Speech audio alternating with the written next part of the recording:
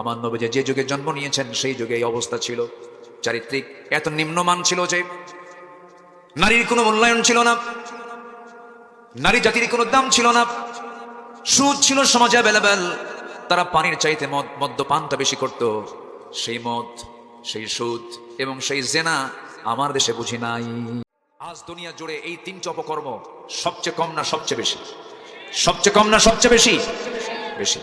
বিজ্ঞানের চরম উৎকর্ষ সাধন হয়েছে, মানুষ অনেক প্রযুক্তিকে ব্যবহার করছে, কিন্তু চারিত্রিক মান ঊর্ধ্বমুখী না নিম্নমুখী? নিম্নমুখী। মানুষ পশুর চেয়েও নিকৃষ্ট রূপ নিয়েছে, যা পশুর মধ্যে নাই, যা তা আজকে মানুষের মধ্যে দেখা যাচ্ছে। সম্মানিত ভাইয়েরা, আমার নবী যে যুগে জন্ম নিয়েছিলেন সেই যুগটাও ছিল চরম নোংরা। সেই যুগের মানুষগুলো এত অসভ্য ছিল, এত বর্বর ছিল। কন্যা সন্তান হয়েছে, কন্যা সন্তান হলেই জীবন্ত পুঁতে হত্যা করত নিজের বাপ মা। এতটাই পাষাণ ছিল সেই যুগের মানুষ। সেই যুগের মানুষগুলোকে আমার রাসূল কোনো জাদুমন্ত্র দিয়া, দুনিয়ার কোনো তন্ত্রমন্ত্র দিয়ে দুনিয়ার শ্রেষ্ঠ মানুষে রূপ দেননি। যা হয়েছে পরিবর্তন একমাত্র কিতাব কি দিয়া? আসতে বলবেন না, কি দিয়া? কোরআন দিয়ে। সম্মানিত ভাইয়েরা, আমার নবীর সামনে একজন সাহাবী নতুন ইসলাম কবুল করেছেন। মনটা তার খুব খারাপ, দিন যাচ্ছে, তার চোখের পানি আরো বাড়তেছে। আমার নবীজি বলে ফেললেন, সাহাবী, দিন গ্রহণ করেছে, এটা তো তোমার আনন্দের কথা, তুমি কান্দো কেন, কি হয়েছে?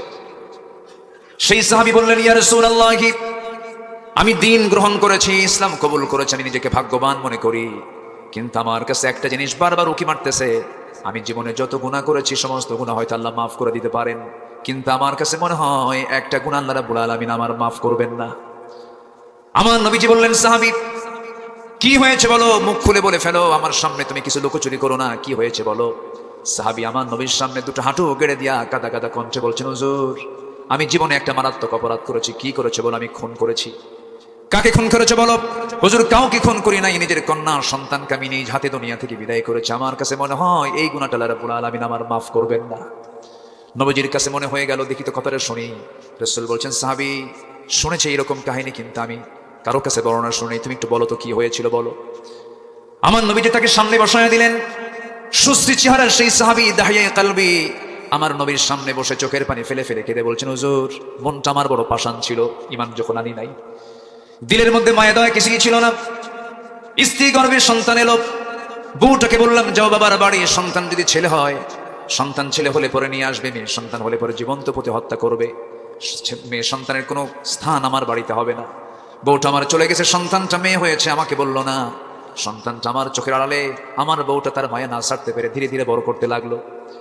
বড় হয়ে গেছে 6 বছর, কোনোদিন আমার চোখের সামনে পড়ে নাই। একদিন হঠাৎ করে আমার চোখের সামনে বাচ্চাটা ধরা পড়ে গেছে। আমি চট করে তার হাতটা ধরে ফসলাম। আমার মতোই চোখ, আমার মতোই নাক, আমার মতোই কপাল, আমার মতোই চুল, আমার মতো হাত পা। সন্দেহ লাগলো, সন্তানটাকে শক্ত করে ধরে বউয়ের সামনে দাঁড়িয়ে নিয়ে বললাম, আমার স্ত্রী, হলফ করে বলো তো, সত্যি করে বলো তো, সন্তানটা কার সন্তান? আমার স্ত্রী থরথর করে কাঁপে আর বলি, স্বামী গো, আপনার সন্তানের তথ্য আমি কতক্ষণ গোপন করব? এই সন্তান তো 6 বছর আগে আমার গর্ভ থেকে এসেছিল, আমি আপনাকে জানাই না, আপনার ওরসের সন্তান এটা। হুজুর, এই কথা বলার সঙ্গে সঙ্গে আমি অগ্নিশর্মা হয়ে গেলাম, প্রচন্ড ক্ষিপ্ত হলাম, কিন্তু প্রকাশ করলাম না। ভিতরে ভিতরে চরম জ্বলে উঠলাম, অভিনয় করা শুরু করলাম। তৎক্ষণাৎ মেয়েটাকে জড়িয়ে ধরে আদর করলাম, চুমু দিলাম, আর বললাম, মা, তোমাকে কোনোদিন কাছে নেই না, আজকে কাছে নিয়েছে, তোমাকে নারীর বাড়িতে বেড়াতে নিয়ে যাবো। অভিনয় শুরু করে দিলাম। মেয়েটা দারুণ খুশি হয়ে বলে, মা, আব্বার সঙ্গে আগে পরিচয় করে দাও না, এখন আমার বাবা তো অনেক ভালো মানুষ। আমার মেয়েটা আমার কাছে আশ্রয় নিল, পৃথিবীর শ্রেষ্ঠ নিরাপদ কোল আমাকে মনে করে আমার সঙ্গে রওনা দিল। নারীর বাড়ির কথা বলে আমি তাকে নিয়ে রওনা করলাম। নারীর বাড়ির দিকে না গিয়ে আমি চলে গেলাম সোজা জঙ্গলের দিকে। জঙ্গল পার হচ্ছি, মেয়েটার মুখটা ছোট হয়ে যাচ্ছে। মেয়েটাকে ডেকে ডেকে বারবার বলছে, বাবা, তুমি এইদিকে আসো কেন? নারীর বাড়ি কি তুমি যাবা না? কিচ্ছু বললাম না। জঙ্গল পার হওয়ার পরে গর্ত খনন শুরু করলাম কোদাল দিয়ে। দুপুর বেলা গর্ত খনন করছে, আর মেয়েটা বারবার আমাকে ইঙ্গিত দিচ্ছে, বাবা, নারীর বাড়ি কখনো যাবে, তুমি এখানে গর্ত খনন কেন করো? হুজুর, আমি যখন গর্ত খনন করছিলাম, ইয়া রাসূলুল্লাহ, বালুগুলো ছিটকে এসে আমার দাড়ির মধ্যে ঢুকে যায়, আর আমার মেয়েটা তার কচি কচি হাত দিয়ে, নখ দিয়ে খিলাল করে করে সেই মাটিগুলো সাফ করে দেয়। আমি আমার কোদাল দিয়ে যখন গর্ত খনন করছিলাম, আমার শরীর থেকে দুপুরবেলা দ্বিপ্রহর আমার শরীর থেকে ঘামগুলো ঝরতেছিল। আমার মেয়েটা গামছা দিয়া সেই ঘামগুলো বারবার ঝরে দেয়, ঘামগুলো বারবার মুছে দেয়, আর বলছে, বাবা, গর্ত খনন কেন করো? কিচ্ছু বললাম না, দয়া মায়া হলো না। গর্ত খনন যখন শেষ হয়ে গেল, আমার মেয়েটাকে মুস্কি একখান হাসি দিয়ে বললাম, মা দেখো তো গর্ত খনন কেমন হয়েছে।